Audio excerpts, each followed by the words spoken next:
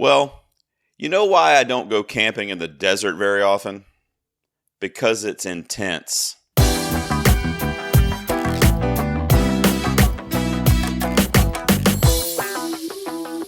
Welcome back to the garage, guys. Had to open with a dad joke there. I'm so sorry. Back with another movie review today. I'm going to be reviewing the new SCREAMBOX original found footage horror film called The Outwaters. We all die in the dark. 4 travelers encounter a menacing phenomena while camping in a remote stretch of the Mojave Desert. All right, found footage tends to be either mindless fun or a challenging chore, and I'm sad to say that The Outwaters is more the latter for me. First off, just let me say there's absolutely zero reason why this movie should be nearly 2 hours long. In fact, if this movie was 90 minutes long, I would probably still think it was too long. I think back to movies like 2020's Host or even Paranormal Activity. These movies knew when to cash in their chips. They knew when the gambit had run its course. But however, while watching The Outwaters, I remember thinking during the first 45 to 55 minutes or so, when is something going to happen?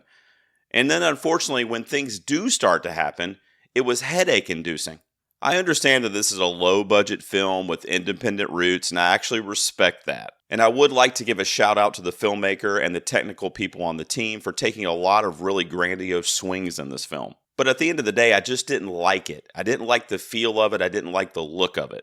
It was very hard to follow, and like I said, it frankly gave me a headache. There are many scenes in the last act of this film that it looks like we're looking through like a tin can cylinder with a very small circumference, and I can only assume that the filmmakers were trying to show us what it would be like looking through our protagonist's eyes, a dude named Robbie, aka our cameraman in this film, as he's holding the camera that's finding all the footage that's being used in the movie. And there's like a little flashlight on the camera, and it's only showing that little beam of light that comes out of the flashlight. And I get it. But again, it just didn't work for me personally. I found myself more confused than scared most of the time. Also, while we're talking about the camera work in the film, am I supposed to believe that Robbie filmed this whole horrific ordeal in the Mojave Desert for 2 or 3 days? And I'm also supposed to believe that the battery lasted that long? I don't really look to logistics for movies like this, so I digress. The creature effects and plot twists in this movie were also a bit underwhelming for me. Obviously, I won't give anything away here in the review, but let's just say that if you weren't bought into this story and to these characters psychologically going into the last act of the film, you're probably going to laugh a lot more than you would scream. I will say on a positive note, I really did enjoy the sound design. I enjoyed the acting in the film despite some of the cheesy dialogue that they were given in the script. There's one scene in the last act of the movie where one of the characters actually says, "I want my mommy," over and over again. So yeah, it's probably hard to sell that for even the greatest actors in the world. I think The Outwaters ultimately is suffering from overhype here, to be honest with you. This thing has been everywhere for the last few weeks, all over my social media. Every time I scroll, I see something about it. I see an ad for it, I see a review for it, etc. I even got a free trial to SCREAMBOX just so I could see this movie because of how much I had been hearing about it. It reminds me of a similar recent grassroots campaign for a Shudder original movie called Skinamarink, which I also did not like, and I also found to be very underwhelming, although, now that I've seen The Outwaters, I'm wondering if maybe I was a little too hard on Skinamarink.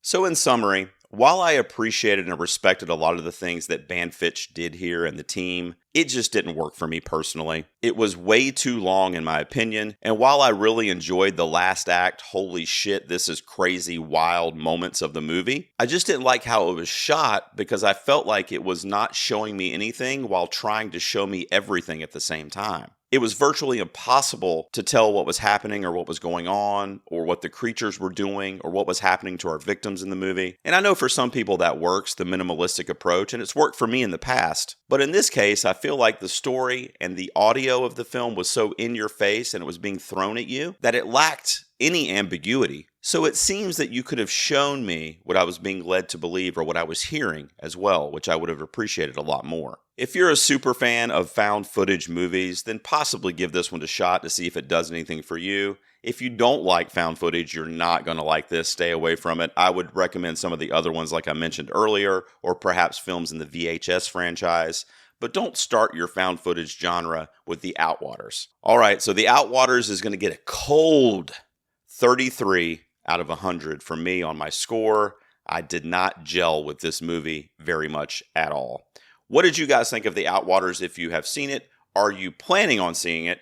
Let me know down in the comments below, and please subscribe to this channel.